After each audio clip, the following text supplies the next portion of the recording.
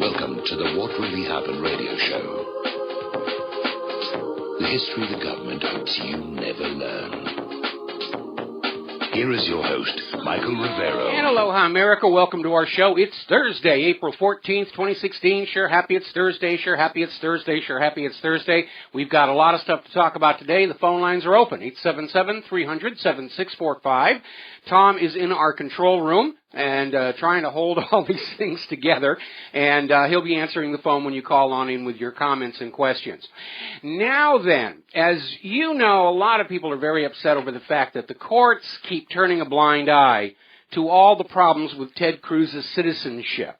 And as I mentioned yesterday, the latest wrinkle is the fact that Ted Cruz's parents may not have been married when Ted Cruz was born. And there is a specific provision in the Immigration and Naturalization Act that an American woman having a child out of wedlock loses the birth citizenship right of the child.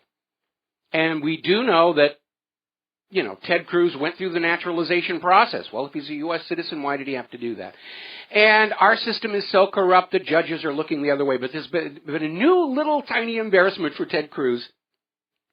And I'm going to have to be very careful how I phrase this, because I don't want to get the FCC down on our on-air affiliates for bad language here.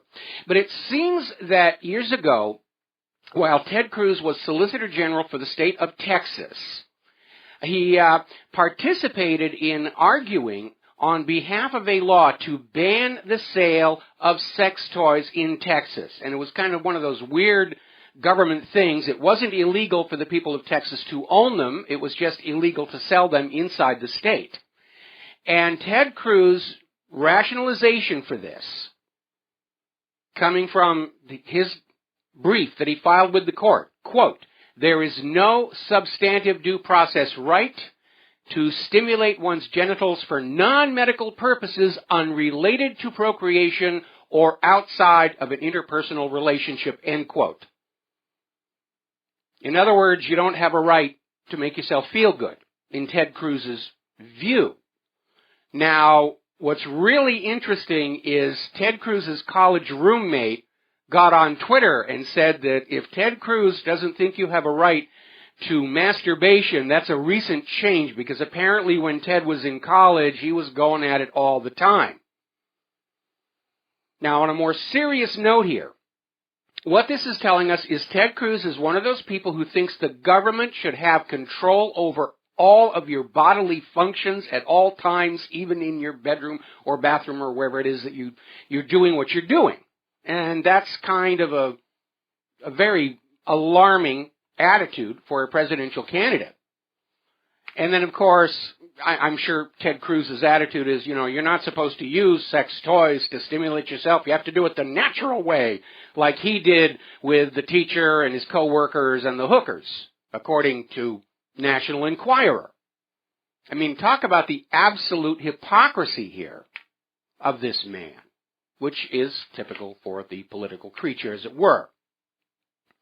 All righty, now, on a more serious note, Ted Cruz is trying to basically substitute delegates, trying to snatch the GOP nomination. The fight is now for the delegates. Now, they don't care what the voters think anymore. Now the fight is there for the delegates. And Ted Cruz is getting nervous because it was just a couple of weeks ago that Cruz was predicting that he would have the 1,237 delegates needed to clinch the GOP nomination on the first vote. Unfortunately, the voters are turning against him, so now they're going after the delegates. And remember that story we had not too long ago, that over in Missouri, when they had their state GOP convention, the ballot for electing the delegates did not have any of Trump's delegate nominees on there. Ted Cruz's delegates were listed twice. The whole thing was just being rigged. And now there's a more alarming story that's coming on out. This came out of WWLP.com. Basically talking about the fact that under GOP rules, after that first vote, it is permissible for donors to shower the delegates with gifts and anything else in exchange for their vote. In other words, they're actually saying, according to the rules, it's legal for the big money politicians to bribe the delegates to vote for the candidate they want. Does this even begin to look like a thin facsimile of democracy? I mean, it's obviously right out there in front. And I keep thinking about that article that came out the other day about how this is the year when Americans finally wake up and realize our entire system is a fraud. It's rigged. It's crooked as all heck. All right, we're going to go ahead and grab ourselves a phone call. Francis in Canada, aloha, welcome to the show. What's on your mind? Mike, first of all, I want to congratulate you yesterday on your Wednesday show for breaking the story about Ted Cruz's father, Rafael, handing out free fair play for Cuba pamphlets on the streets of New Orleans with Lee Harvey Oswald. Yes. And I went to my favorite board, and the story from Democratic Underground with all the photographs popped up. And this is a Wayne Madsen story that he's been working on for a whole year. And it's a beautiful thing, because when this campaign started, going back about a year ago, I took note. I called you about this business of Raphael saying, he's the anointed and all this. And there's a phenomenon I want to discuss, and I want to bring it before you and your listeners. It's what I call people who live magical lives. Mm-hmm. And Dostoevsky sort of discusses this, because Dostoevsky, in his amazing novel, which is one of the greatest novels ever written, The Devils, mm-hmm. also known as The Possessed, he predicted the Russian Revolution back in the 1860s. And he not only predicted it, he predicted who would do it, and he predicted how they would do it, and he showed the whole process. And these agents provocateurs and incendiaries show up, and they have no visible means of income. And also, there's a really good article about this phenomena at a website called Freezerbox on the George Wallace assassination. Okay, well, we're kind of starting to wander a little far afield. No, I'm not, because the point I'm trying to make is the assassin of George Wallace was a mentally retarded janitor making $2.30 an hour living in a cold water walk-up flat. And he had no money. And suddenly he quit his job, started writing an eloquent diary and traveling all over the eastern seaboard of the United States, first following Nixon and then following George Wallace for 6 months, flying, staying in hotels, renting cars. Mm-hmm. Where did the money come from? He was living a magical existence. And the reason I mention this in respect to Rafael Cruz, here is this guy, ostensibly a Batista supporter, but he joins Fidel Castro's Revolutionary Army. And then he runs away, because now he's being hunted by Fidel Castro, and he's the enemy of Fidel Castro. And he turns up in Austin, Texas. He's got $100 in his pocket. So he immediately signs up. He's a penniless immigrant, and he just signs up for the University of Austin and starts studying for a mathematics degree. And then he gets his mathematics degree while he's washing dishes. Okay, so how's he earning enough money to even pay for his home and his food, let alone go to University of Austin to get a mathematics degree? Okay, well, we're running out of time. We're almost at the commercial here, but basically, in the context of Operation Mongoose, you need to understand that the CIA was trying to build an army and a force for a second attempt at invading Cuba after the failure of the Bay of Pigs, and John F. Kennedy shut that all down. So it would make sense that, Cubans were being sought out and recruited by the CIA. And the fact that he's in this photograph right there with Lee Harvey Oswald passing out Guy Bannister's Fair Play for Cuba flyers, at this point, he's got spook written all over him. Okay? Oh, yeah. Bad news. All right, well, we got to let you go here. We'll be right back after these words from our sponsors. Aloha, America. Welcome back to the show. Getting back to the presidential campaign, New Jersey Secretary of State Kim Guadagno, botched that one up pretty good, has gone along with the ruling made by Judge Jeff Mason that Ted Cruz qualifies as a natural-born U.S. citizen and therefore can be on the ballot. And this is a joke. It's another slap in the face. We all know what natural-born means. I mean, the judge came out and said, natural born, I don't think it means born inside the country. Okay, Judge, what do you think it means? What is the definition you were using to rule that Ted Cruz, born in Canada, of 2 Canadian parents, who may not have even been married when he was born, qualifies as a natural-born U.S. citizen? And if there's anything good coming out of this, again, this is the year when the American people wake up and realize just how corrupt from top to bottom our entire government and establishment media and financial system really are. We're living in a gigantic fraud whose only purpose is to get us to work and give them wealth. That's it. That's the entire thing. The United States of America, once the greatest nation on earth, has been turned into a gigantic human farm. And they're the ranchers, and you are the livestock and the herd, and that's the way they see you here. Now, a little bit of good news. You probably heard this on the corporate media. Down in Palm Beach County, Florida, the state attorney's office will not be prosecuting Donald Trump's campaign manager, Corey Lewandowski, for battery, based on that claim made by Michelle Fields, that he manhandled her and almost threw her to the ground. And video, of course, surfaced showing no such thing happened. And then, of course, everybody was digging out all the times Michelle Fields has screamed, assault, assault, assault. Oh, I'm a victim. I'm being assaulted. Put me on the camera. I want my face on the TV. And then, of course, the final coup d'etat, if you will, where Michelle Fields was out there on TV saying that she thinks, bias reporting is okay. I don't see the problem with bias reporting. Well, there's another word for bias reporting. It's called propaganda. And Michelle Fields is out there saying that's what her job is. She's out there to propagandize, to make points for her masters. And she has gone from a media icon to an internet laughingstock. Well, I should have used the timer on that one, but I forgot to do that.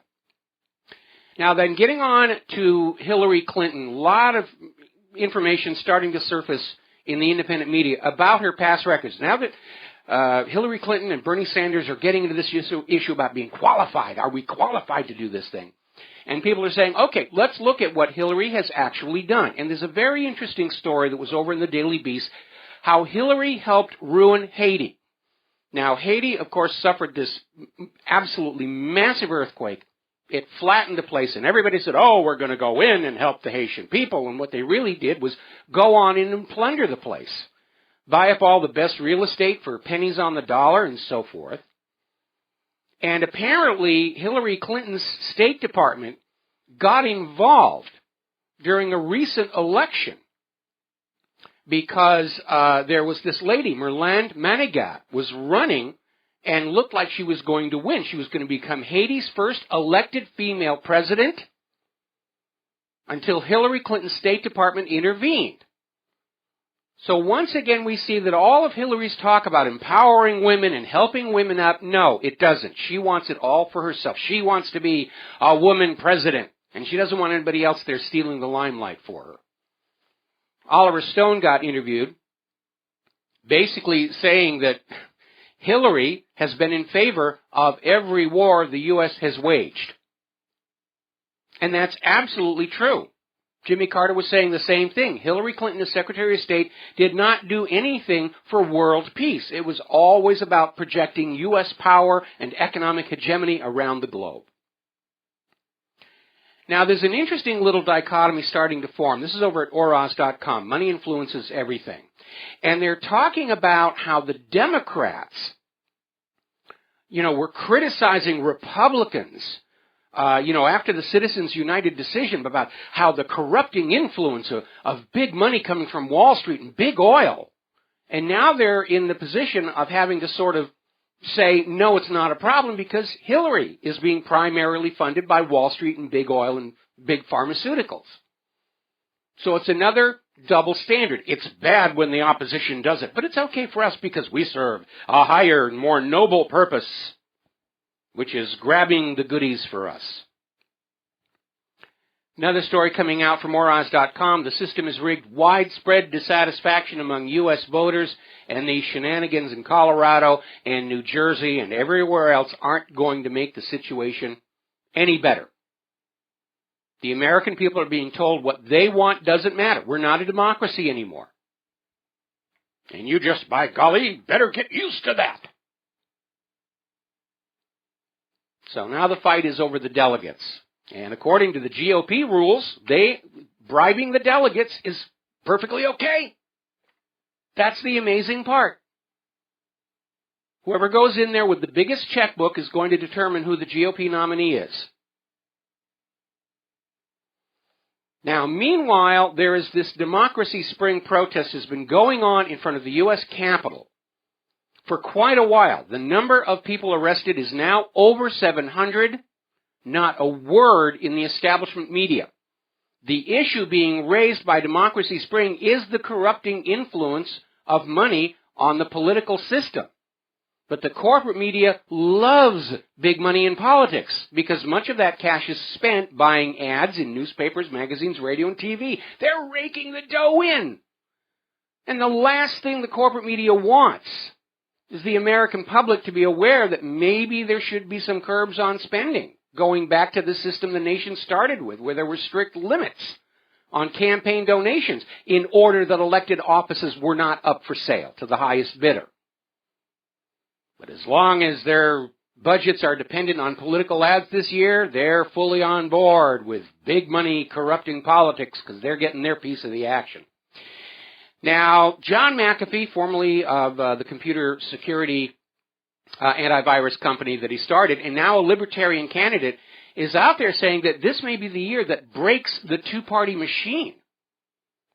Because if the Democrats put up Hillary, who under Title 18 should not be eligible for public office, and the GOP puts up Ted Cruz, who is not a natural-born citizen, and I don't care how many corrupt judges say otherwise, it's going to drive a lot of people to look at the Libertarian Party as a valid alternative.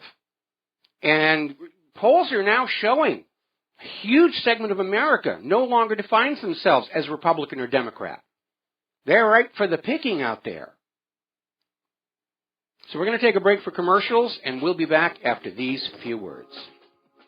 And aloha, America. Welcome back to the show. Now, John Kasich is out there vowing that he's going to stay in this race until the convention because George Soros gave him $700,000 to stay in order to prevent Trump from winning enough delegates for a first ballot victory. But Kasich has jumped the shark because he's out there saying that he fully expects to win a contested Republican convention because it's taking place in his home state of Ohio. And that will carry it. Now, Ohio's a nice place to live, nice place to visit. I enjoyed Cincinnati immensely when I took Claire to the World Choir games, but I don't think the home court advantage is going to get Kasich past Cruz or Trump or whatever ringer they're planning on bringing on in. Now, the more I think about this nonsensical law down in Texas that Ted Cruz was supporting, you don't have a right to make yourself feel good and we're going to ban sex toys because they're obscene and they offend people. Well, you know, funny thing about sex toys, it's not like you're going to find them in the supermarkets. Okay? You have to go into special boutiques to find these kind of things. If you are offended by the sight of a vibrator, just don't go into that particular store. Problem solved. It's like the same thing I keep saying about everybody who's screaming about, you know, how much they hate gay marriage. Don't marry a gay. Problem solved. But when you get a population who feel that they have some divine right to tell others how to live, that's the source of so much evil going on in the world. And Cruz just demonstrated he's one of those. I don't want to use sex toys. I have all my mistresses, so we're going to ban the sale of sex toys. And what was really ludicrous is the specific case that was under review at the time didn't even involve an adult shop. It was a woman who was running little home parties like Tupperware. We all remember the Tupperware parties, and somebody would show up and demonstrate everything. And, you know, the neighborhood housewives would gather, and they'd buy what they wanted. And that's what this lady in Texas was doing. It was all very private, away from public view, and they still said, oh, you can't do that. We have a right to tell you that you are not allowed to feel good. Unless you go into politics, and then, of course, you know, you're allowed to have all these mistresses and everything. All right, let's turn on over here to the war zones. As you know, Syria just had elections which the U.S., which is still pursuing the goal of imposing a puppet regime on the Syrian people, has dismissed as not representing the will of the Syrian people. Because the elections, the polling places were not set up, obviously, in areas still under the control of these U.S.-backed terrorist groups. Well, it can't be a real election if, these other groups. And Syria came back and said, you know that the Syrian people who were in those areas have left and have gone into areas that are safe. So in point of fact, this election encompassed more than 90% of the population of Syria, and the election is legitimate. And that's going to put a real problem on the U.S. agenda, because even if Assad goes now, the Syrian people have already elected a new government that is not going to be under U.S. control. This whole plan to conquer or regime change all of the resource-rich areas of the world to shackle them to the dollar is coming apart. Now, remember just a couple of days ago when Secretary of State Kerry came on out and said that that little bit of turmoil in the Iraq government, it's not going to get in the way of our sending more troops on in there to pretend that we're fighting ISIS, and while we're actually airdropping food packets to them. Now we're hearing that Iraq may dissolve their parliament because of all the fist fights and sit-ins and everything else going on in utter chaos with that U.S.-imposed puppet regime. And they're still talking about the technocratic cabinet trying to get away from all the corruption. But what's happening is Baghdad is turning into a power vacuum. And nature abhors a vacuum. And off to one side, we have Muqtada al-Sadr, who has been sitting very, very quietly, very patient. And if the Baghdad government collapses, they're going to call for new elections. And guess who's going to win? And it won't be a U.S. puppet regime. So the U.S. is going to have to invade yet again because those gosh darn Iraqis, they won't stay conquered. What's wrong with them? They don't understand these rules we made up to enslave the world. Another article coming out from Sputnik News looking at the possibility of Iraq actually fragmenting. Well, that's actually been part of the U.S. and Israeli agenda, to break the big Middle Eastern countries up into little tiny Middle Eastern countries that can be pushed around. That's why they're currently talking about breaking off part of Syria and Iraq to form a new Kurdistan. And it's not for the benefit of the Kurds. It's for the benefit of U.S. domination of the Middle East along with Israel. And ultimately, they want to do the same thing to Iran. Now, up in Ukraine, that whole situation is falling apart. Now, in an article in Sputnik News, former CIA analyst Ray McGovern, very nice gentleman, I had a chance to meet him in New York at the 10th anniversary of 9/11, was basically out there saying that the Ukrainian coup, one of the major reasons for it, and we speculated at the time that's what was going on, was a stepping stone to topple Putin. That's the ultimate goal. Bring Russia and the ruble down. And that is another reason why I am convinced that Malaysian Airlines Flight 17 was shot down by mistake during an attempt to shoot down Vladimir Putin's presidential aircraft, which was in the same area at the same time, and painted the same colors. From a distance, they're going to look almost identical, especially to a pilot who's very, very nervous about actually assassinating a foreign head of state. But it's all falling apart here. Now, as you know, Yatsenyuk has stepped down. Yatsenyuk was the anointed leader of the new Ukraine. Victoria Nuland had gone, before the coup d'etat even happened, Victoria Nuland had leaked out the fact that, yes, we're going to replace the government in Kiev because they won't merge with the European Union. We're going to put Yatsenyuk in there. He's now stepped down. And apparently, Poroshenko hasn't been seen for a week now. And of course, there was a major setback with the Dutch referendum. And apparently the Panama Papers scandal has hit him hard as well. So maybe we should be looking for Poroshenko down in the Cayman Islands.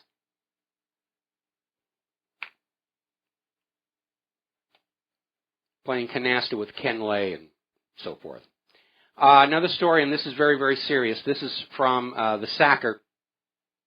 Ukraine slides into chaos as the prospect of all-out war re-emerges. We are so close to falling into the abyss here. Now, up in the Netherlands, their prime minister, as you know, they had a referendum which soundly rejected the idea of bringing Ukraine into the European Union. It's a lose-lose situation anyway. Their economy is destroyed. They're deeply in debt. Their industrial base has been bombed into rubble. It's nothing but liabilities and downside. But Brussels still wants them to come in because they're building an empire, and they just don't want Russia to win by getting any more of the Ukrainian people coming into their sphere of influence. So the Prime Minister of the Netherlands, Mark Rutte, is basically saying that we're going to ignore the referendum. We're going to go ahead and support this agreement to bring Ukraine into the European Union, and all the members of the European Union, you're just going to be expected to share in paying back all those debts that have been created through all this war. Now, this ignore the voters fever has become a global contagion, and I think it's time for a global cure. We'll be right back. And aloha, America. Welcome back to the show. Here we're talking about what's going on in Ukraine and the attempt to basically colonize Ukraine, drag it into the EU. And one of the reasons Poroshenko was so unpopular with the Ukrainian people is he built his new post-coup d'etat government, his junta, using officials who were not Ukrainians. They were made Ukrainians. In fact, interesting story. There was a U.S. citizen, Natalie Jaresko, who was granted citizenship in Ukraine on the very day of her appointment as Minister of Finance for Ukraine. And she's a former State Department official, and she is now poised to buy Ukraine's largest telecom company. So the Ukrainian people have a valid point. There's a huge amount of corruption going on right now. Now, Rand Paul is out there, this is in a story over on Extra Public TV, saying that we should never have been involved in Libya without a vote in Congress, and that's absolutely true. Congress is shirking their constitutional responsibility to decide when and where this country goes to war. War is not supposed to be at the whim of the president or the money junkies behind the president. War is a very serious business. Look how many we've been in. We're into World War III. We haven't had the really big bang that signals that all these little tiny wars have merged together into a really great war, but it's coming. And the U.S. is exhausted. After 13 years of trying to invade and conquer all these other countries, the U.S. is military, economically, morally exhausted. And they're not going to prevail in a conventional war that involves Russia and or China, which means we're looking at a very real probability of nuclear war. All right, we're going to go ahead and grab ourselves a couple of phone calls. Tim in California, aloha. Welcome to the show. What's on your mind? Hi, Mike. I was just calling. It looks like the New World Order's hitting the panic button with Panama Papers, and now, I don't know, did you hear about the 20,000 papers coming out of the Fast and Furious? You broke up there at the end. 20,000 papers coming out of where? About the Fast and Furious program. Oh, yeah. That's coming out as well. And that's another reason for the American people to be very upset. The very same government that says we're not allowed to have assault-style weapons is spending our tax dollars to give those very type of weapons to Mexican drug criminals and terrorist groups. Yeah, I mean, and I guess the papers that they've read so far show that a lot of the higher ups in Washington knew what was going on. Oh, of course they did. Covering it up. Of course they did. As Secretary of State, Hillary Clinton was basically in charge of that smuggling operation that was taking weapons from Libya and sending them to the terrorist groups in Syria using that consulate in Benghazi as the transit point. Yeah, it should get pretty juicy here the next couple of days. But I was calling also about, have you been talking much about the Democracy Spring, the protest there in the Capitol? Well, we mentioned it briefly during this last segment here. 700 arrests so far. Their concern is big money corrupting politics, which is legitimate, and the establishment media, which makes so much profit from big money in politics, isn't really covering the story. Yeah, there's nobody covering it at all, and it's a great cause. I think a lot of people should go out there if they have the time, or I absolutely agree. Now, it's getting some coverage in the independent media, which is why we're getting the audience that the corporate media used to have and wishes they could somehow win back. Yeah, well, all right, thanks, Mike. That was it. All right, thank you very much. We're going to switch over real quick to Dustin in New Jersey. Aloha, Dustin. What's on your mind today? Yeah, hi, Mike. Yeah, all these issues like the Democracy Spring and all, and these are all side issues. I mean, I'm way back when I said Putin would not leave Syria, his bases. It's not going to let the EU and NATO go into Ukraine. It's just not going to happen. It'll be a world war because that's a buffer. And there will be no way they'll let NATO put missiles in Ukraine. Well, see, here's the handicap that Putin is operating under. He doesn't want a war. But he knows that there are some seriously powerful factions in the U.S. who want a war with Russia. They want to destroy the ruble. They want to destroy the yuan. They want to drag the world back to as it was in the 1950s, when everybody had to run their economies through the U.S. dollar, off of which the U.S. financial centers made a huge profit. The problem is, though, it's not 1950 anymore. No, it isn't. It's a different world, and they got to realize on April 19th, the renminbi will be backed by a gold standard, I believe, right? This month in the IMF basket of currencies. Now, they're out of time. They're out of time because the Russians are rearming their military to more modern. They're out of time. They had their opportunity, and it's gone. And to do anything now, it'd be suicidal, Mike, because that's the whole. They were trying to expedite Ukraine, and they failed. And it's over. It's over for the West.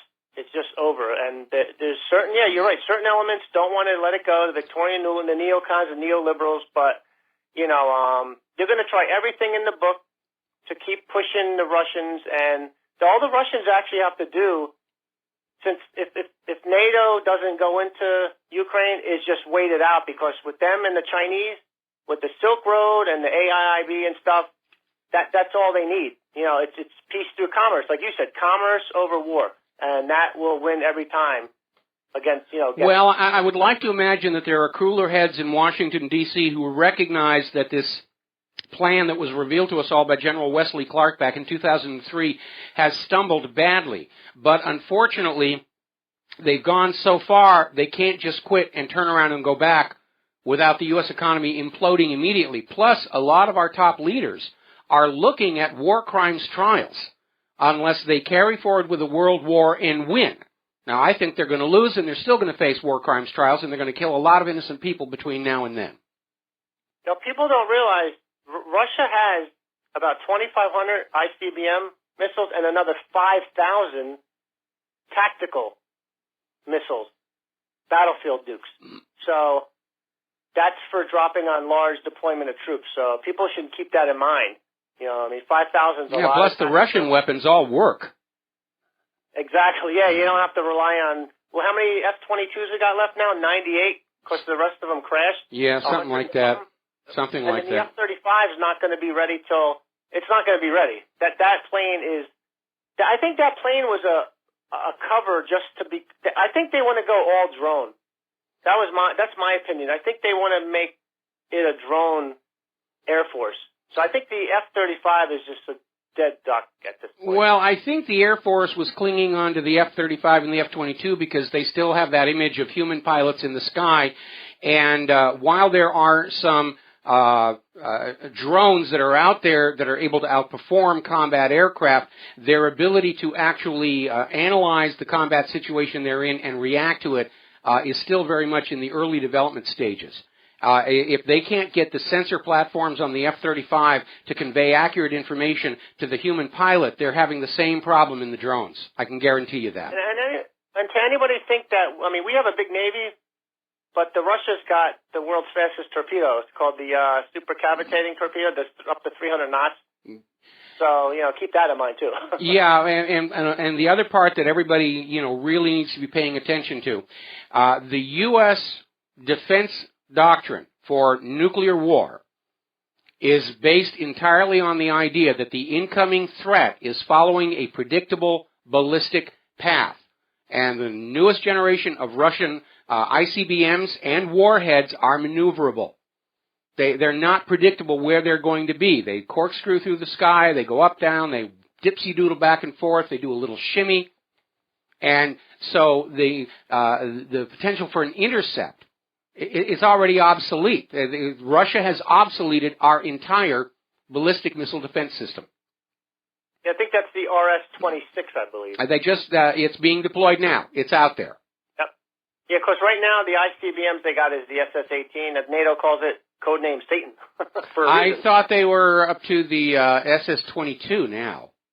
I'm not a scholar on Russian weapons. I probably ought to be reading up on it. We might have some of them actually arriving here in Hawaii soon. Dustin, got to let you go. We got to take a break for our top of the hour news and commercials, and we'll be right back. Aloha, America. Welcome back to our show. Hour number 2. The phone lines are open 877-300-7645. And let's get on back here to the news. The Panama Papers. A lot of people are thinking this was a deliberate, staged leak or hack to use the Panama Papers to demonize the enemies of the United States of America. But like so many other recent policy decisions by the U.S. government, it's backflashed. And it's causing more damage on the West than it is on its intended targets here. And worse than that, rather than focusing on the people we're supposed to hate, whether it's Assad or Putin or so forth, the reaction of the public has been that this is proof that there is a general global tax avoidance system for all of the elites. They're all dirty with it. That's what's going on here. Oxfam is claiming that U.S. corporations have $1.4 trillion hidden in these tax havens. Now, down in Panama, remember we were talking about over in El Salvador, the authorities raided that office of Mossack Fonseca and seized all the documents. And when they got there, everybody was packing everything. They were getting ready to skedaddle. Now, prosecutors in Panama City have raided that office of Mossack Fonseca. And so everything that's there is now going to be examined for terror and drug connections.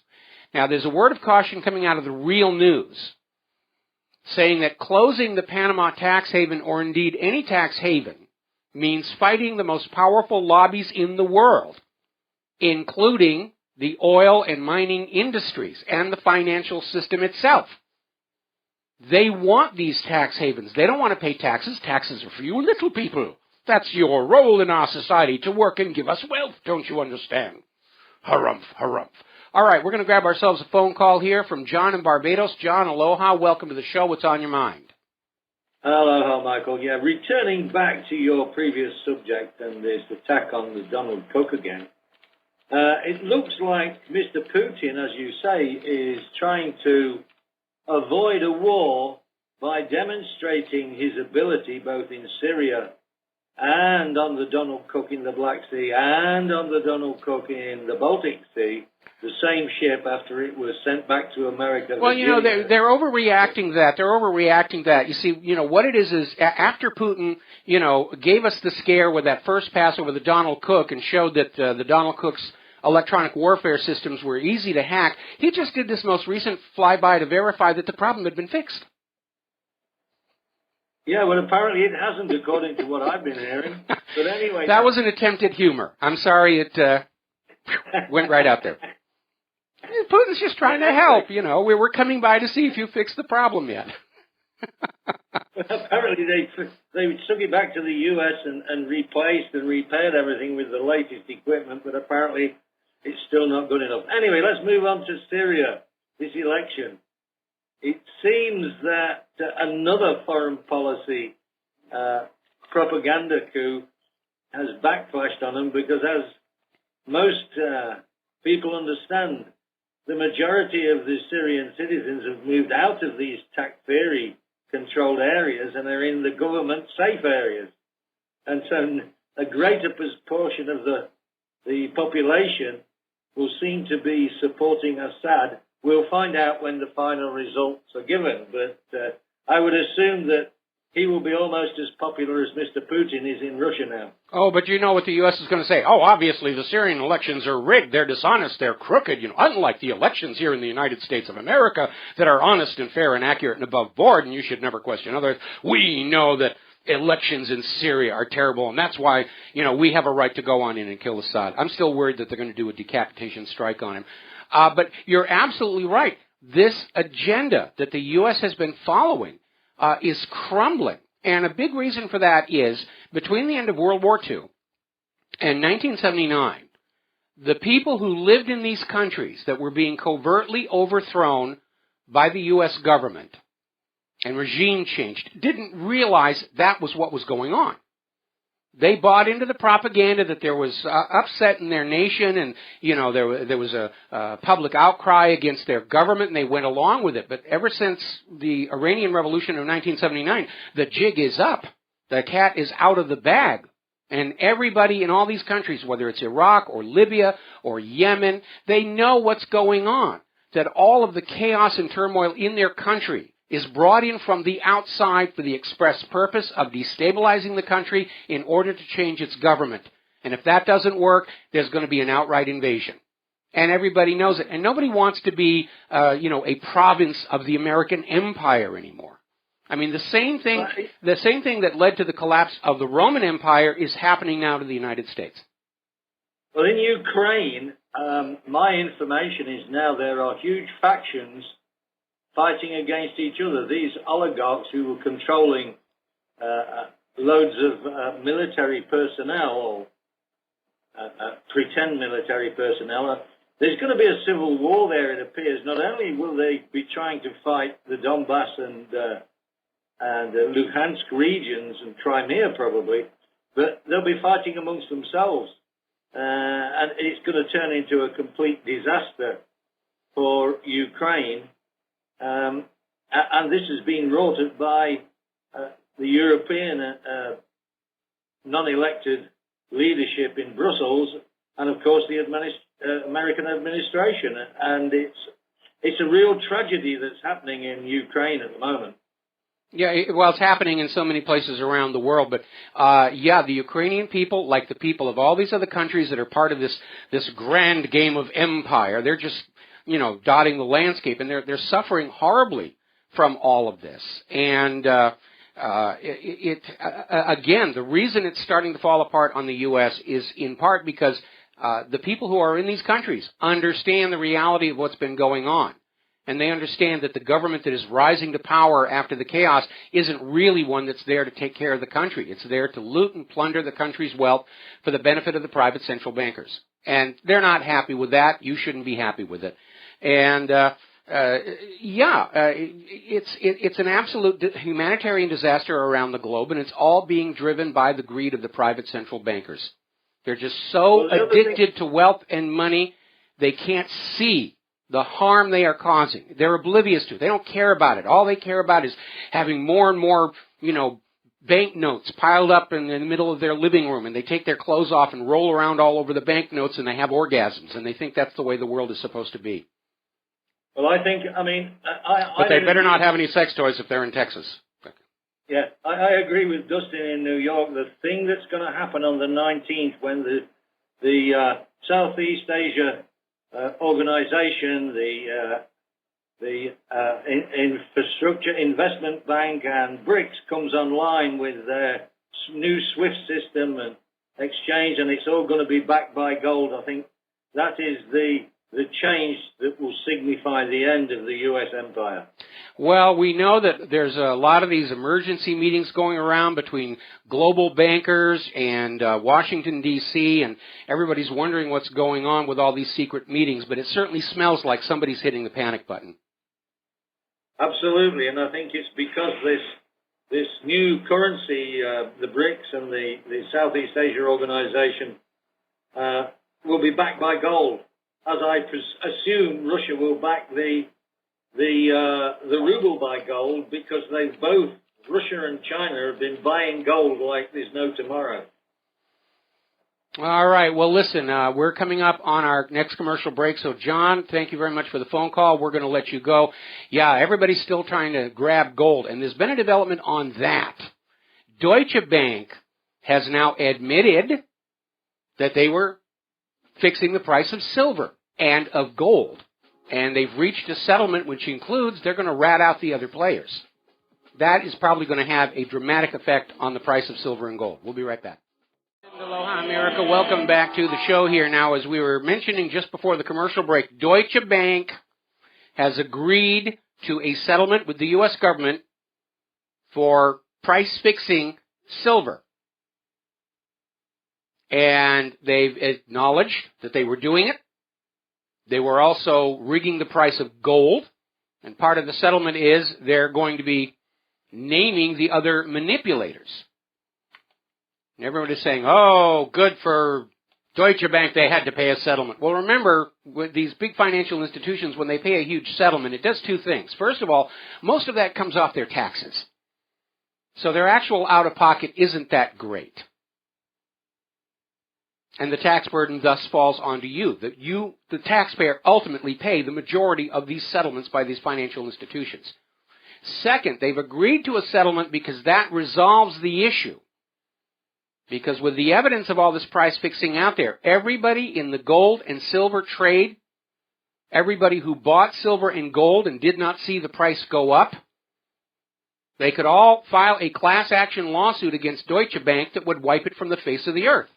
But they've reached a settlement with the U.S., and that will be the end of that. We must always protect the banks. Banks are more important than human beings. And you know what's really funny? We've been talking about this for a long time. And the establishment media was always ridiculing us. Oh, those tinfoil hat kooky people, they think silver and gold are being rigged and manipulated. Well, how silly.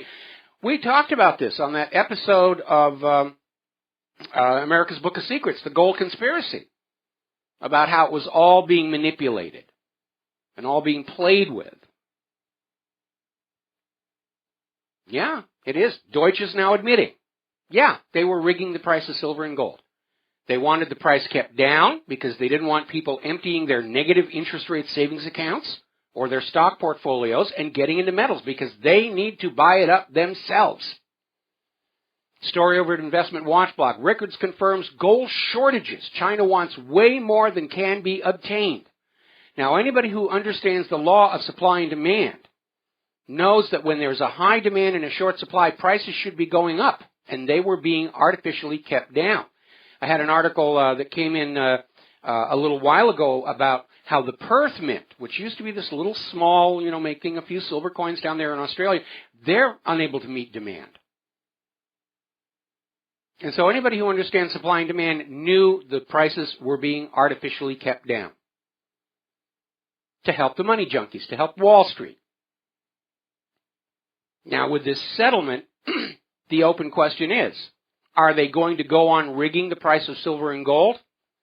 And I'm figuring that probably, yeah. For the reasons I mentioned before, if gold and silver really start to take off, everybody's going to close their negative interest rate savings accounts and are going to start buying silver and gold. And you should be, by the way. And those gold bullion vaults, like the New York Federal Reserve, J.P. Morgan, who are getting these requests for repatriation around the world, they're not going to be able to replace all the gold they were playing games with at a reasonable price. There's going to be a gold run. That may be one of the topics on the agenda of all these emergency banker meetings we're hearing about all over the U.S. and Europe right now. Now, yesterday we were talking about how Jamie Dimon at J.P. Morgan was out there proclaiming that J.P. Morgan's liquidity was great, even though J.P. Morgan flunked the latest bank stress test. Well, Jamie Dimon may be out there cheering his bank on here, but over at governmentslaves.info, they have an article on how J.P. Morgan profits are tumbling. Future growth is threatened. Now, they're still running up the stock market in the hope that that's going to convince you everything is all hunky-dory. But we're coming up to earnings reports, and they're not looking good. Retail is way down. Rail freight volume is collapsing. The Baltic Dry Index is still at record lows. Commerce is locking up because all of the wealth is now at the very, very tippy top of the society. And there aren't enough of those people to run around to all the shopping malls and buy up all the retail products to keep a manufacturing economy functioning. They can't do it. Now, over in Germany, as you know, there's been this big stink about how Turkey's President Erdogan is demanding a German comedian who read a less than flattering poem about Erdogan on the German media be prosecuted, because Germany actually does have a law that makes it a crime to insult foreign leaders. And as we illustrated on my webpage, it's being selectively enforced, because there's this wonderful tradition of floats in German parades that are lampooning world leaders, and they're brilliantly executed. They have a lot of fun over there in Germany.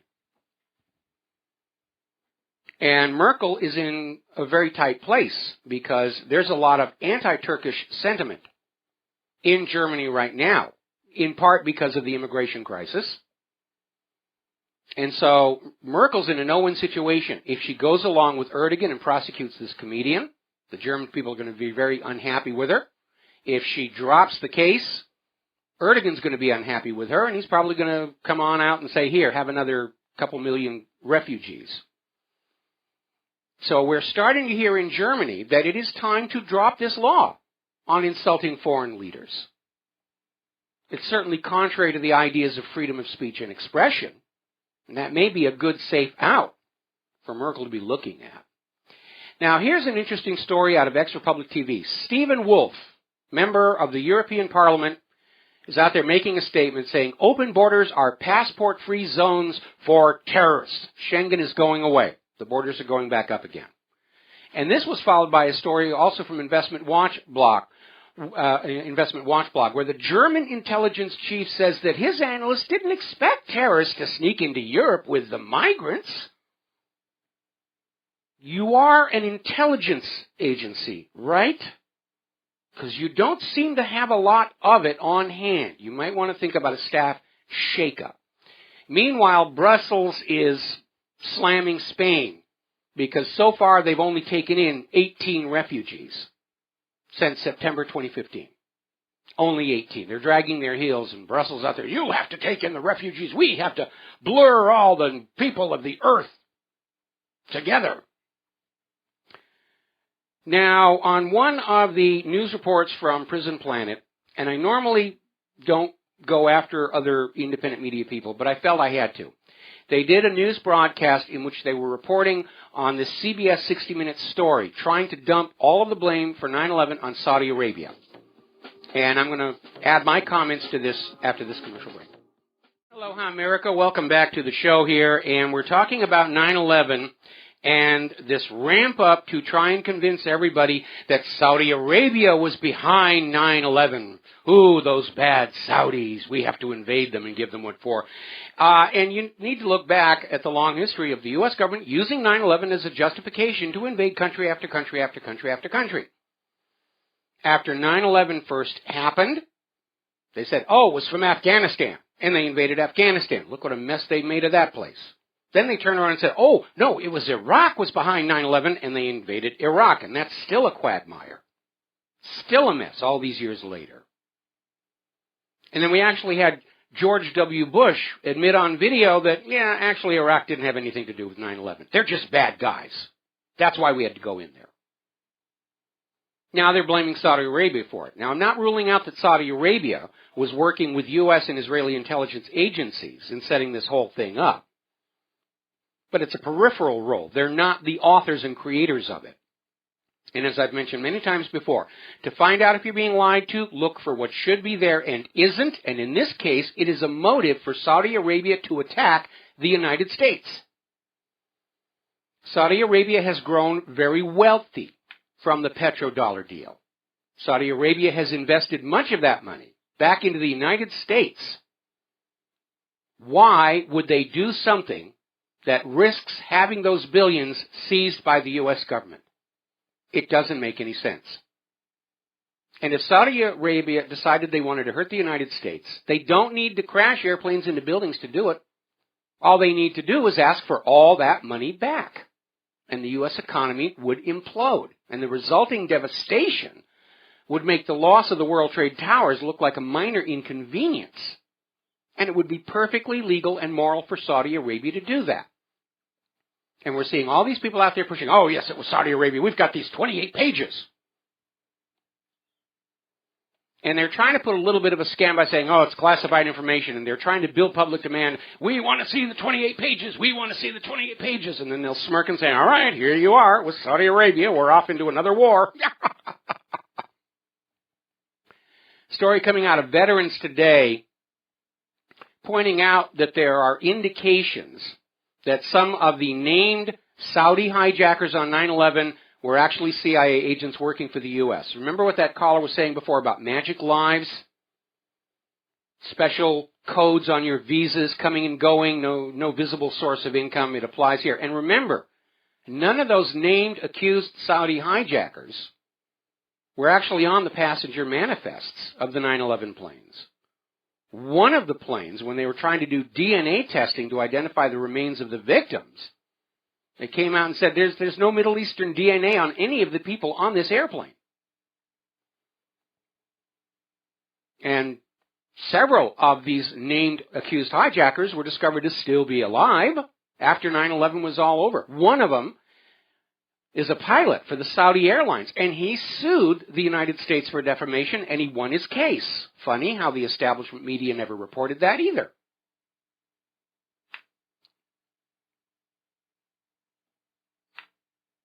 The government rules you with lies, frauds, and deception. That's all they got. They don't actually know how to run a country anymore. They've been getting by on corruption and bribery and assassination and hoaxes and propaganda so long they've forgotten how to actually make a country work. And our country isn't working, is it? It's being plundered, and the plunderers are doing very well, but the country doesn't work anymore. I keep thinking back to that wonderful quote from Susan Sarandon. A vote for Hillary Clinton is a vote for the status quo, and the status quo isn't working. Now, there's an article that was out of Patriot Rising on attacking our nation's founders. If you go into our public schools today, the people who started the United States of America, George Washington, Thomas Jefferson, are being portrayed in a very negative light. They talk about Thomas Jefferson was owning slaves, had children with Sally Heming, which in that day, that was accepted behavior. You get into serious, serious trouble when you try and pass moral judgment on people in history based on your morality of today. You have to judge them based on the morality that was in vogue at the time. And morality is always changing. Morality is fashion. There's no absolute. Except for the biggies. No killing, no stealing, no lying. And what this appears to be, this smearing of the Founding Fathers, is a step toward selling the idea that it's time to just get rid of the Constitution. I mean, this Constitution was written by slave owners, and George Washington, he had a distillery, he was a boozer, and it's just such a mess, and it's got all these silly restrictions on the government. It's time to throw it away. And the alarming part is, somebody had a poll not too long ago, where something like 1/3 of Democrats were in agreement that maybe it's time to get rid of the Constitution. Now, that Constitution is the supreme law of the land. The authority of the federal government rests on it. If there's no Constitution, there's no federal government, certainly not legitimately. Now, the Constitution and the Bill of Rights do not tell the government what it can do. The Constitution and the Bill of Rights tell the government what it may not do in order to preserve your existing rights. If they get rid of the Constitution, then it's open season on you Americans.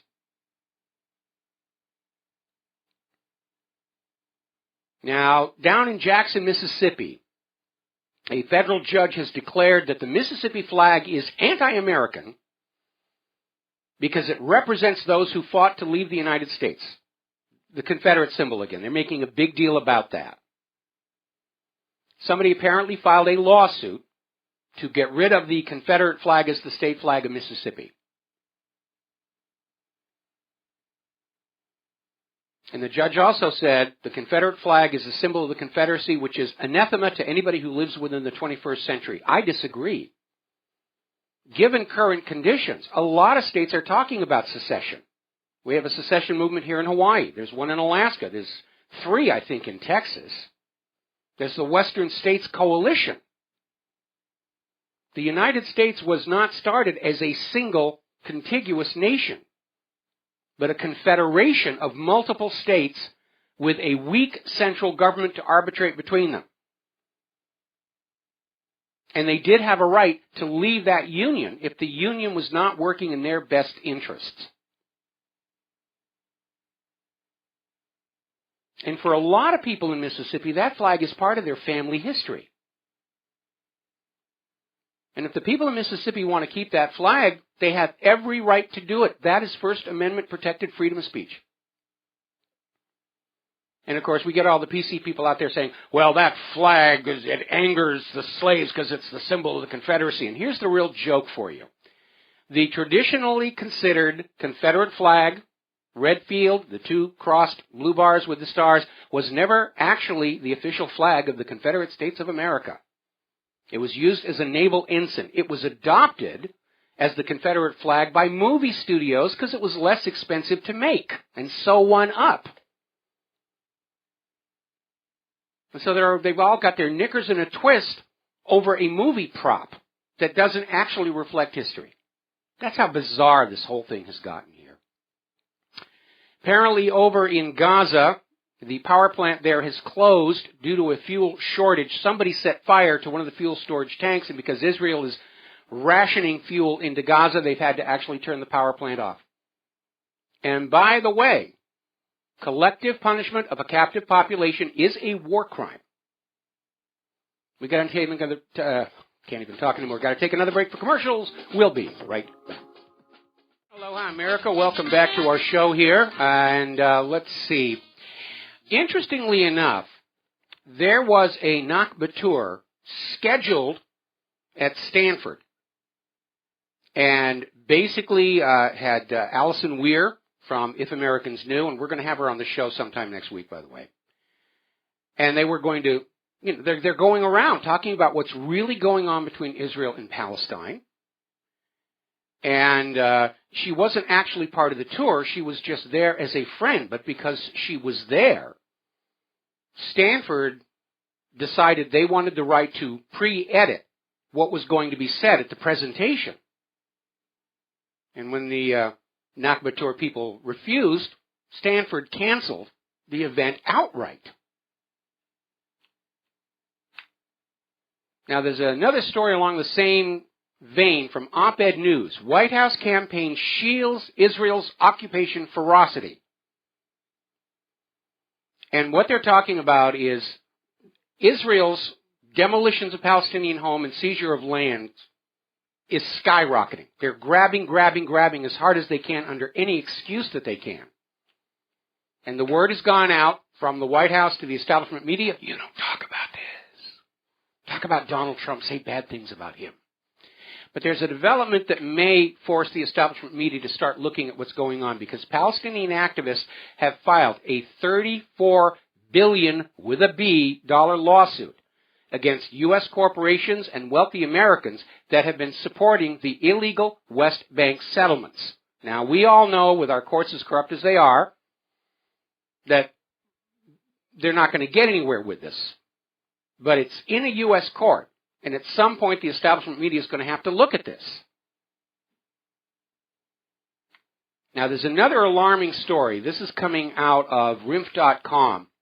Over in Great Britain, the Labour Party are changing the rules to make it easy to expel members of the Labour Party who are accused of anti-Semitism. In other words, the Labor Party has just let Israel decide who does and does not get to be a politician, just like here in the United States of America. And finally, there's this big stink going on over these billboards. Now, the company in question is Outfront Media. The USS Liberty survivors went and bought a billboard from Outfront Media. They put up this billboard, and all it said was, Israel attacked the USS Liberty, and that is a matter of established history. Israel killed 34 U.S. sailors, wounded another 171, out of a total crew of 294. And Israel's minions got on the phone and, oh, it's anti-Semitic, it's hating the Jews, you can't do that, you can't say bad things about Israel. And Outfront Media took the billboard down 2 weeks early without explanation. It's a violation of the contract. I hope these guys are going to sue these people. All right, we're going to go ahead and grab a phone call. Tom in California, aloha. Welcome to the show. What's on your mind? Hi, Mike.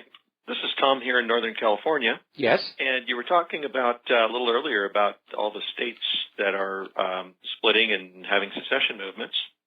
And you left out my favorite one, which is here in Northern California. We have a state of Jefferson movement that's been going on. The state of California has wanted to split about 123 times. Well, that's not really a secession movement because the state of Jefferson would still consider itself to be part of the United States of America. Well, that's true. It is a state split movement. Oh, yeah, that's not the same thing as a secession. Secession is when you tell the government 3,000 miles away, we're going to go our own way, which, by the way, is a guaranteed human right under the United Nations Universal Declaration of Human Rights. We all have a right to self-determination. If the government is doing a lousy job, we can just break off and form a new country.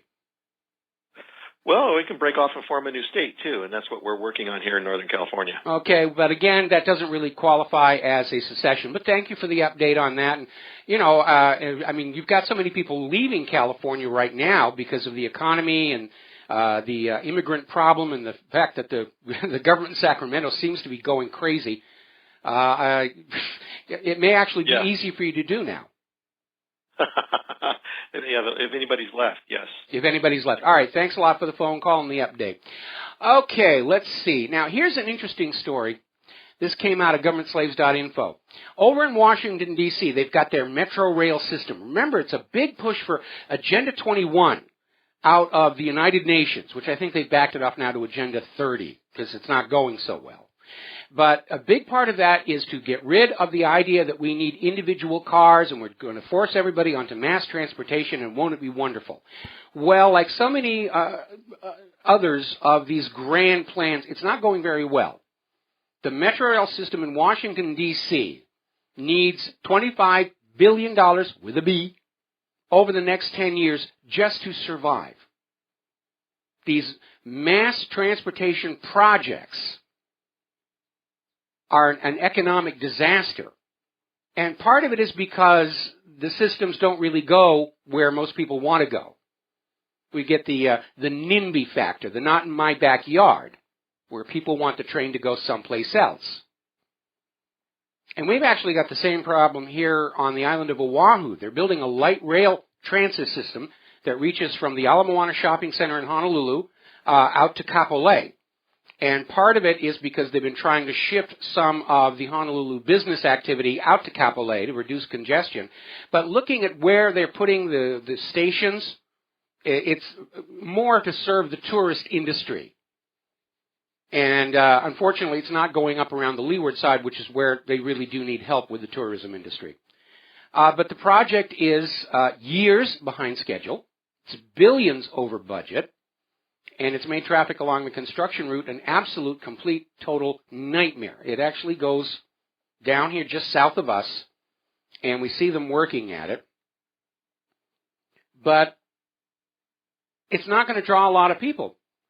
The way the urban environment is laid out, you're going to need a car just to get to the station.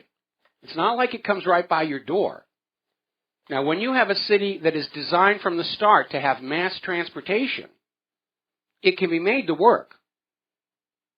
The Manhattan subway system is actually pretty good, and it actually improves the health of the people of Manhattan because they're willing to walk 2-3 blocks to get to a subway station, and that's healthy exercise.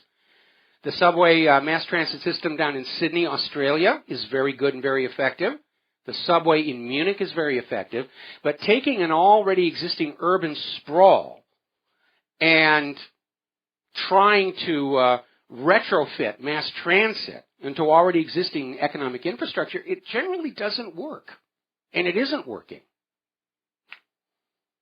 Alrighty, now then, a Connecticut judge has overturned a decision by the state's Freedom of Information Commission to release information that was taken from the accused Sandy Hook shooter's home. And this all goes back to Adam Lanza and questions about whether this was another generated false flag, what medications Adam Lanza was on, and the judge is saying, no, it's secret. Just believe the official story. You don't need to see any more information. Just, you will believe as we tell you to believe. You can almost smell the panic in government that they're finally beginning to realize they have an absolutely epic credibility problem of their own making. And it's because they made it themselves. I have no sympathy for them, or for the establishment media, that are in serious financial trouble because they're losing their audience and they're losing their ad revenues, and they did it to themselves when they stood up next to the government and parroted the lies instead of serving their supposed function as watchdog on the abuses of government. That's why there is a First Amendment in that Bill of Rights, to allow the public, including the public media, to criticize the government for wrongdoing without fear of reprisal. But the corporate media prostitutes and correspondents, they'll say whatever the government tells them to say. They want that ride on Air Force One. They want the access. They want to be seen with the presidents. It's a personality cult. We don't have a democracy or a republic. We've got a plutocracy based on personality cults. They're stars. Oh, I have to be seen with Hillary, and we have to be seen with this person and that person. And it's a really lousy way to run a media. And they're feeling the pinch now. Clear Channel Radio. Remember, they were buying up all the radio stations before Iraq. They're billions in debt right now. And they're in serious trouble because, again, the American people understand what's coming out of the corporate establishment media is not to be trusted. And that's just, again, they did it to themselves. They did it to themselves.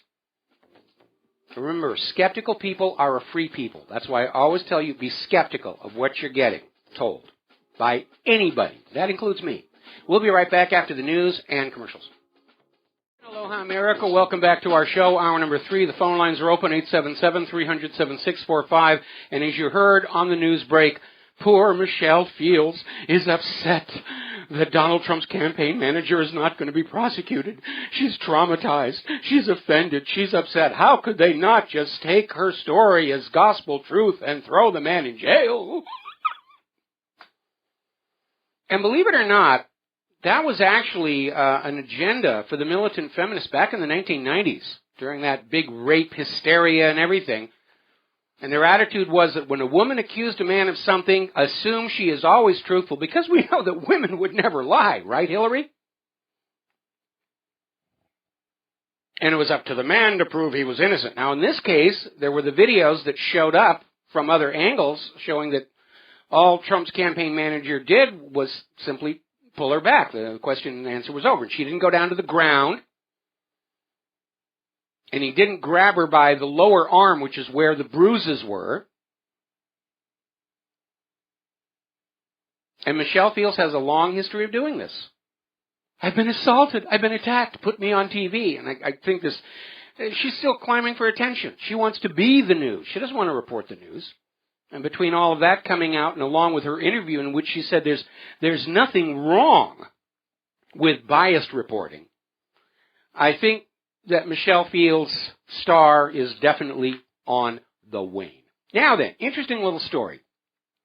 This came out of Blacklisted News, and it has to do with a police officer, William Wright, and a gentleman named Carmona. And Carmona stopped at the gas station, went into the restroom, came out of the restroom. The police officer threw him on the ground, put a gun up against his head, and arrested him. And Officer Wright claimed that he feared for his life because Carmona had gotten out of his car holding a gun and pointed it directly at Officer Wright. And this was down in Houston, Texas. Unfortunately, there was a surveillance camera attached to the front of the convenience store / gas station.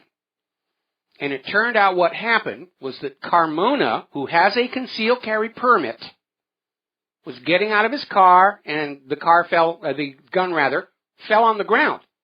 And he picks it up and puts it back in the car. Then he locks the car and he goes to the restroom. That's what happened. And this officer said, "Oh, I've got a chance to look heroic." And it's amazing. Now, apparently there is yet another effort to try and prohibit Americans from buying body armor. And this is coming out of Blacklisted News again. And they're talking about House Resolution 378, an act that would prohibit the purchase, ownership, or possession of enhanced body armor by civilians. Now, I have a problem with that. Twofold. Our government is giving military-style weapons to Mexican drug criminals who are bringing them back into the country and shooting innocent people. Why should we not be allowed to have body armor with all that artillery flying around? And second, do you remember that New York Police Department shootout at the Empire State Building? 9 people, 9 innocent bystanders wounded, all by the New York Police Department.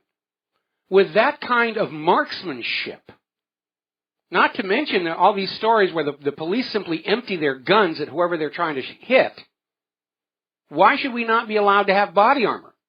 Our lives are more at risk from the police than they are from criminals. But they want you disarmed. They want to make sure that when they decide it's time to shoot you and liquidate you, because they need your wealth to give to the banks, they want the bullets to go right on straight through you without any resistance whatsoever. Up in Illinois, the Minooka Police Department has decided that they're going to stop using body cameras on the police. They're claiming the administrative paperwork is it's too much of a burden, and really we don't need these cameras anymore, despite the fact that after the body cameras have been implemented, the police department saw a 60% reduction in use of force instances and an 88% reduction in officer complaints. But now they just want to throw the body cameras out. So it'll be the officer's word against you, like happened to that guy in Houston. Now, Maryland is becoming one of the gun grabbers' favorite havens. They're passing more and more restrictive laws. As a result, Beretta is closing their factory in Maryland, and they're building a new $45 million factory down in Tennessee. So all you people in Maryland who are now out of work, maybe you can move to Tennessee. Now here's an interesting story. This is from Orons.com. Thailand has decided that if you are convicted of drunk driving, your sentence is going to be that you will work at the morgue. I think that's a really good idea. That's going to break through and make them think about that. All right, so let's talk about the world of computers and hackers, and the ransomware is all over. It's open season on your computers by everybody with ill intent, including, obviously, the U.S. government itself here. Microsoft has filed a lawsuit against the Justice Department over the gag order issued against Microsoft that when the Justice Department seeks your emails and browser data or anything else that Microsoft cannot inform you. That data that you trusted on the Microsoft servers has now been turned over to law enforcement. And Microsoft thinks that there should be some checks and balances so that people who are being spied on know they're being spied on. Because we know that in 9 times out of 10, these are phishing expeditions. If they actually had probable cause and evidence of wrongdoing, they could just get a warrant. But scanning your data, it's a phishing expedition. And mostly what they're phishing for are civil forfeiture opportunities. Civil forfeiture is so far out of control right now. The uniformed police departments of the United States are stealing more from the American people than the burglars and robbers are. I'm sure the burglars and robbers are just very upset about that. Give me your money. Sorry, the police got here first. All right, give me your watch. No, the police took that too. It's amazing. The Senate is considering a bill that would force Apple to put a back door on all future iPhones, where hackers can find it and use it to steal all of your financial information. I have an idea. How about a bill to put a back door on all those tax havens where the senators keep their tax-free cash? I think that would do a lot more good than a back door on the iPhones of law-abiding citizens. I don't think we're going to see that one anytime soon. They'll have to protect themselves. I remember, this was several years ago, where Congress actually passed a law declaring that video rental records were confidential because some newspaper had gotten video rentals from an adult video store and found most of the members of Congress on it. Oh, no, you can't look at our lives. We'll look at your lives. So you can't look at our lives. We're special. We're politicians. Actually, because they're politicians, they should be under much more intense scrutiny. We should have cameras on them. We should be seeing their emails. In fact, the law is we're supposed to, unless it's classified. All their work product is a public record. But we're in this weird twilight zone where the government wants total surveillance all over you, and Ted Cruz wants to make sure you're not having fun with a vibrator. But we can't know if Ted Cruz was using a call girl. We got to keep that D.C. Madam list secret. One of the beautiful things about the United States as it was founded was the law applied to everybody equally, from a bricklayer all the way up to the president. And now we live in a two-tiered society. The ultra-rich and powerful have one set of laws, and we serfs and slaves have another. We'll be right back. Hi, America. Welcome back to the show. Now, as you heard on the news break, they had a magnitude 6.2 earthquake over in the south of Japan. It's well away from Fukushima, so we don't have to worry about that shaking apart much. A lot of aftershocks over there. We're just now getting word they've had a 6.6 in Vanuatu, and they're saying there's no tsunami danger to here in Hawaii. But there does seem to be a lot of geological activity going on all over the place. Volcanoes erupting. We even had a small earthquake on this island, Oahu, and that just does not happen.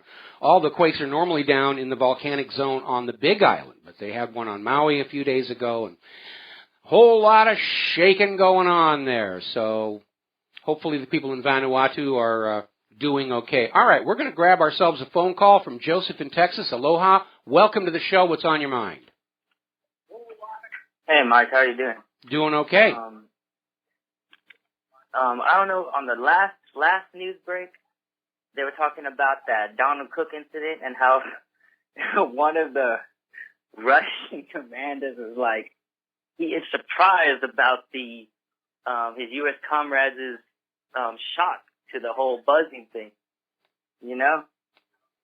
Like, he was surprised that they reacted so, like, well, scared. you know, what's going on is the U.S. is using this to demonize Russia. See, Russia's acting aggressively. You know something?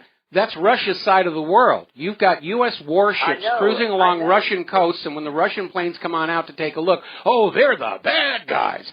And, but, you know, it's, you know, the U.S. wants war with Russia and China, and they're trying to figure out some way they can make it look like it's their fault.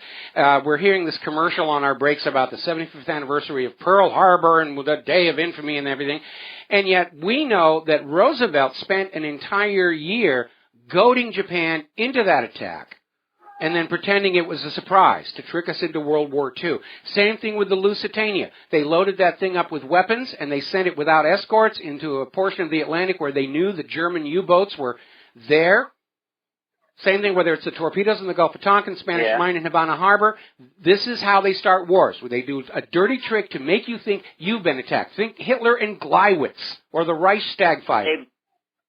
Hey, but have you seen the video on RT or wherever you can see I saw one video, and boy, the performance of those Russian planes is just amazing. No, but not only that, you could hear the depression in the voice and the body language. Just it makes you cringe because like everybody's seen the American pilots when we've been bombing Iraq and we've been bombing all these countries don't have an airport. They hear the pilots giggling and laughing. And for the tables to be flipped, you could tell those sailors, they knew they were sitting ducks. They knew they had no Well, way. that's a confirmation. That's a confirmation that once again the Russian electronic warfare equipment paralyzed the ship. Because if you're being buzzed like that, the normal response for a captain is not to fire any weapons, but to paint the aircraft with targeting radar to let them know that they could. And given that the Russians overflew the ship 20 times this time, I think they were sending another message. Russia's electronic warfare is just light years ahead of what they have, and if they put something new and upgraded on the Donald Cook, it clearly is not working. That's why, as Americans, we really need to start learning on how our infrastructure works and on how to repair it. Yes. Learning how to do things without making money, just helping me helps you, help me, you know? Yeah, basic mechanical skills, basic electrical work, you know, keep the lights on, keep the motors running and everything like that. We're going to need it here. We're definitely going to need it. And I know your audience, and I don't want to use it, but you're all pretty up there in age. And I think... Thank you. I'm sorry. But with the best thing that y'all can do... Yes, I'm an old coot. Deal with it. Okay. It's you know how young people are too busy working and everything. Since we still got the internet, the best thing is to really get knowledge on how these infrastructure systems work, the power stations, the water purification plant, the sewage plant. Learn it. We have to really learn that, because when everything goes down, they're going to expect us to tear each other apart because we don't have any of this stuff. We need to learn how to come together, go to the places, and think clearly and fix it, even if we're not getting paid, because the payment is going to be the sustainability of the city or town or wherever we're at. All right. Well, listen, thank you very much. We're going to let you go here. And, yeah, I think the first time the Russians pulled this stunt on the Donald Cook, the report came back that they were absolutely demoralized on, by the fact that the single Russian plane was able to just approach their ship, paralyze all of their defensive systems, and do it over and over and over again. And it looks like it happened again today, or rather yesterday. And one of the weaknesses of current naval doctrine is an overdependence on active defenses of the ship. And if you take away the radars and the missiles and the phalanx, the ship is very lightly constructed. It's easy to punch through. There was an incident, I think it was last year, when one of these Aegis destroyers was experimenting with a new drone. Launch from the ship, fly around, take pictures, come back to the ship, and the pilot made a mistake, and it slammed into the radar housing that holds those spy radar arrays, and it crashed right on through the metal. Little lightweight drone crashed on through and destroyed $30 million worth of the computers that ran the system. And if Russia really is able to paralyze these whiz-bang high-tech electronic systems, then yeah, everybody out there in the field of combat is going to be a sitting duck. All righty, let's move on here. And, oh boy, this is somebody just sent me this one. Apparently a U.S. judge has just ruled the Sandy Hook victims can sue military-style gun maker. This is part of the gun grabber agenda. And the reason this is nonsense is because, first of all, the military-style gun at Sandy Hook was found in Adam Lanza's trunk of his car. He never even took it into the building. So here's an idea. A lot of murders in the United States are committed with knives. Are we going to start suing the cutlery makers? A lot of murders are committed with tools like hammers. Shall we sue Sears Craftsman? A lot of people are murdered with baseball bats. Shall we ban the game of baseball? It's kind of useless, just everybody's running in circles. And this is nonsense. The gun didn't commit the crime. Hillary's out there. She's literally said, the guns caused the crime. No, they don't. People whose brains are melted on prescription medication do. We'll be right back. And aloha America, welcome back to the show here, and we were talking about computers, and there's an interesting article over in Blacklisted News about how the NSA has already broken every security system, not by hacking into the devices, but hacking the entire industry. And this article goes on to say that the NSA, with unfettered access to billions of U.S. taxpayer dollars, is using that money to basically buy up companies who have security the NSA can't break, or to execute lawfare against companies to drive them out of business, which is what this judge is just now doing against the manufacturer of the Bushmaster rifle. Now, that Bushmaster rifle is legal to own. They can't retroactively go back and sue somebody for doing something that was legal. And in any event, that Bushmaster rifle was found in Adam Lanza's trunk.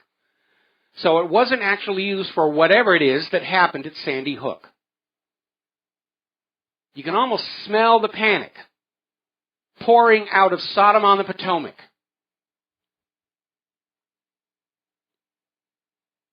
On all of these issues. Now then, do you remember that incident that happened over at UC Davis where there was a police officer who just pepper sprayed these protesters who were sitting on the ground back in 2011, and it made UC Davis look really bad? Well, apparently the UC Davis, the university, contracted with the company SEO Consultants and spent $175,000, possibly even more, trying to erase unfavorable online items about that incident and to flood the internet with positive comments about the university and the Chancellor, Linda Kedehi. Now, this story is being broken by the Sacramento Bee, and it's just a reminder that propagandists are not just happy with the establishment media, that they are constantly at work trying to distort the internet and the independent media. And it's big business. It's called public relations, which is a fancy name for we get paid to lie to the American people. And it is big business.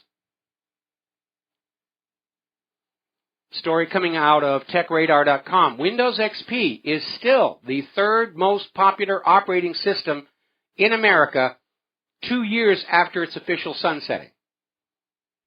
That's because Windows 7's been a headache, Windows 8 was a nightmare, and Windows 10 looks to be another Vista. And this business model of forcing everybody to buy all new computers and all new operating systems every 5 years cannot work in a stressed economy.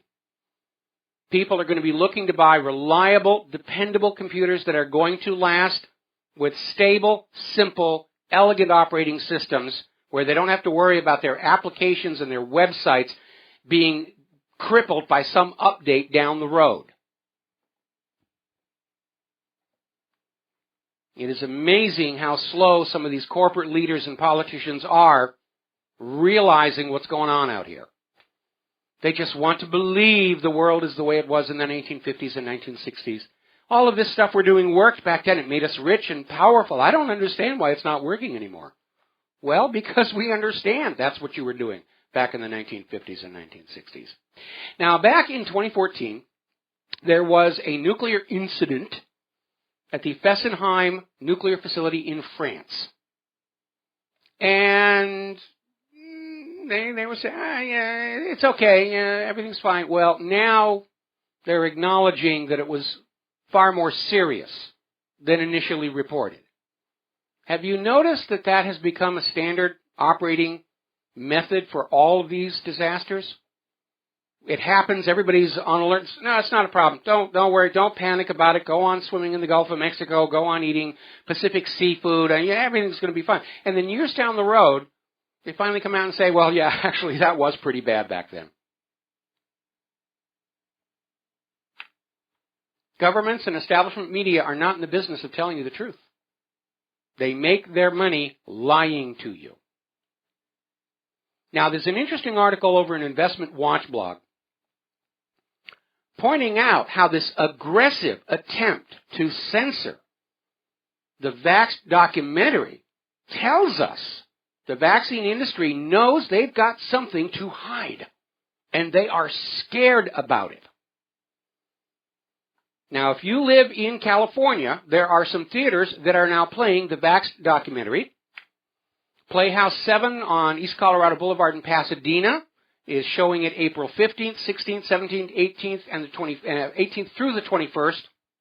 You can call the theater for the show times. The Monica Film Center on 2nd Street in Santa Monica is showing Vaxxed between April 15th and April 21st, and you can call them for the show times. Make a point of seeing it. As soon as it's out on DVD, I'm buying one. That's going to go in the permanent library. Now, Robert De Niro has apparently decided that he needs to make good for the decision to pull Vaxxed from the Tribeca Film Festival. And remember, it's also been pulled from the Houston Film Festival, apparently under orders from the mayor's office.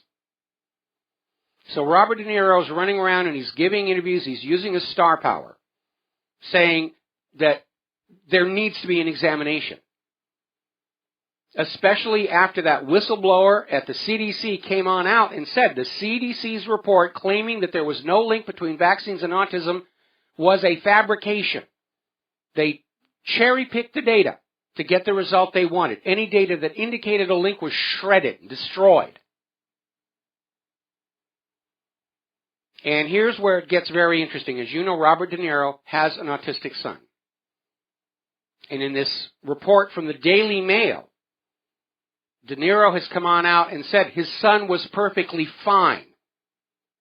And he literally changed overnight after getting the MMR vaccine. So De Niro knows what's going on, and fortunately, he's got enough money from his acting career because he's not going to get any more offers after this. When you speak truth to the power of the corporations, oh, your career goes away. But he's showing a tremendous amount of courage. I'm sorry I never got to work with him when I was in Hollywood, but definitely a tip of the hat. And remember, it has now come out that De Niro himself did not make the decision to pull Vaxxed from the Tribeca Film Festival. It was pulled at the insistence of the show's financial backers, who have ties to the pharmaceutical industry. Now, over at CNN, they came out with this very bizarre story saying that we should not call breastfeeding of babies natural because it might encourage other natural behaviors. See, what it is, women who breastfeed their babies, well, then they're not going down to the store and buying the manufactured formula and the bottles and all that other stuff, and that's a loss of revenue. So we've got to convince women that there's something unnatural about breastfeeding and that what they get out of the chemistry lab at our corporation is better for their child than their own body, which is an absurd assertion for a variety of reasons. There's all kinds of enzymes that are in breast milk that are not in those synthetic versions. And remember, the chemistry of the mother and the baby are closely in tune. The baby formula you buy at the store is a one-size-fits-all formulation. It's absurd. Now, do you remember those Dyson Airblades? They're all the latest rage in restrooms around the country because they don't use paper and they're more hygienic. Well, apparently, University of Westminster researchers discovered that using the Dyson Airblades spreads germs 1,300 times more than using a paper towel. We'll be right back.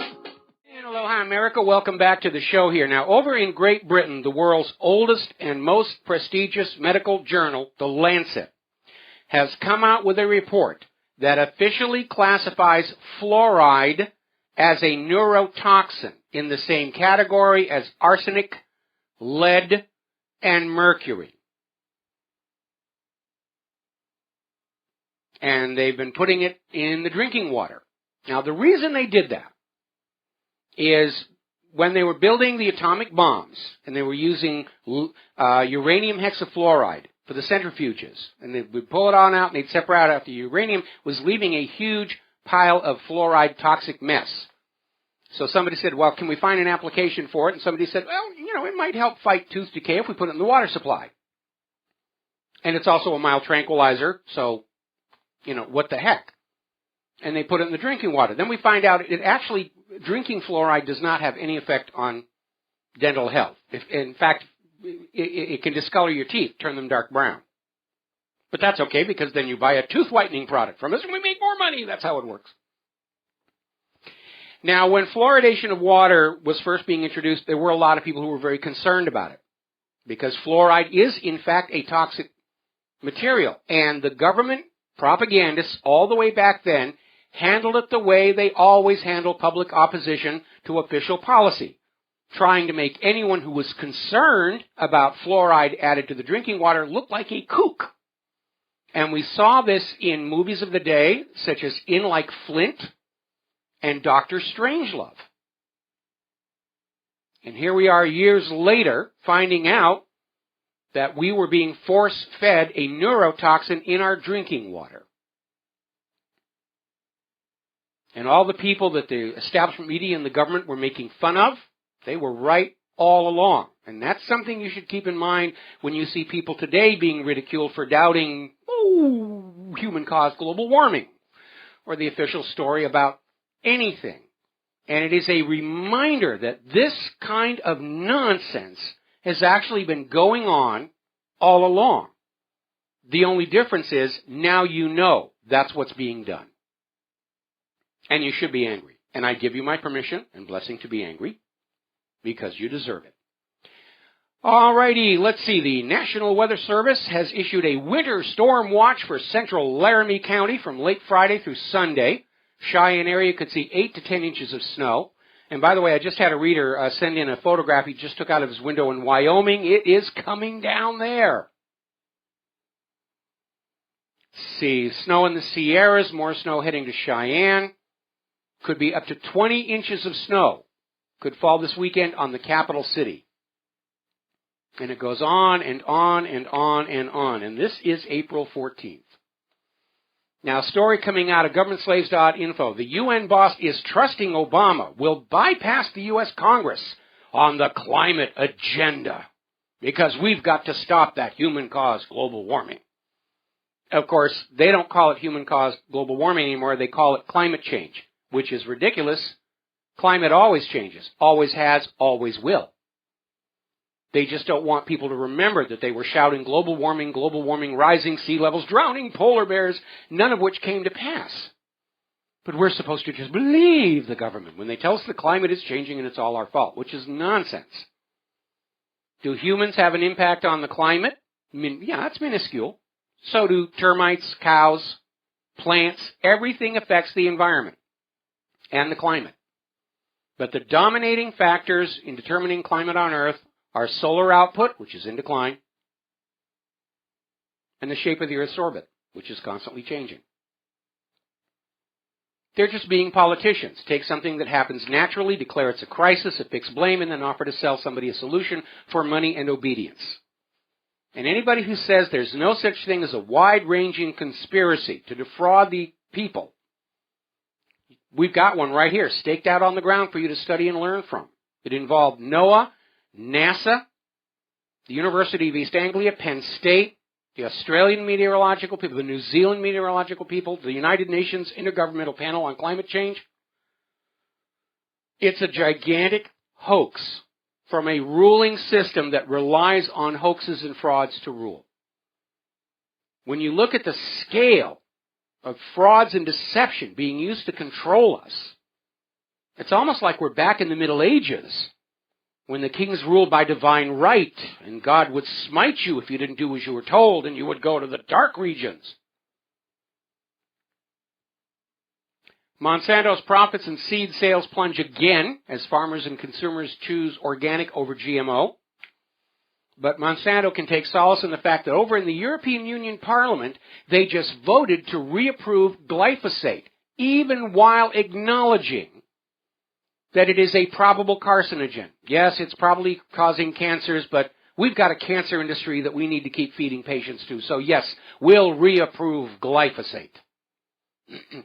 Speaking of cancer, there's an article came out of Investment Watch blog again. Why chemo is not the answer to cancer. It shortens your lifespan, destroys the immune system. My mother died of cancer. And I say that with hesitation because I'm not sure if she died of the cancer or of the cancer treatments, because they hit her with chemo and radiation at the same time. Now, you need to remember 25% of all cancers spontaneously go away. But the official policy is we don't know which 25%, so we treat everybody. And there was an article we had on What Really Happened a week ago where even people who are getting cancers that are known to be totally incurable and they're going to die anyway, they're encouraged to undergo cancer treatment, even though the doctors know it's not going to save their lives or cure them. Why? It makes money. It makes money. That's what's driving it. The love of money is the root of all evil. Money itself is okay, but the lust for money, I think it should be corrected. The lust for money is the root of all evil. Now, here's an interesting little story. This is from the Los Angeles Times. And they're talking about a company that's in Southern California called SPFX Masks. And it is a company that is run by a professional Hollywood makeup artist. And he makes these ultra-realistic masks. Now, they're not cheap. You know, with all the options and bells and whistles and real hair and the eyebrows and everything, they can go for $1,000. But apparently, over in Ohio, a white bank robber used one of these masks to make himself look like a black person. And it was so good, the police mistakenly arrested an African American for the crimes. And it's amazing what the technology can do. And for this reason, people really ought to be a lot more careful. The police ought to be a lot more careful. Because, yes, crooks are going to want to hide their identities. So are politicians going into bordellos, for that matter. But that's another matter entirely. But I went over to their website. I've seen them before, and they are very, very good masks.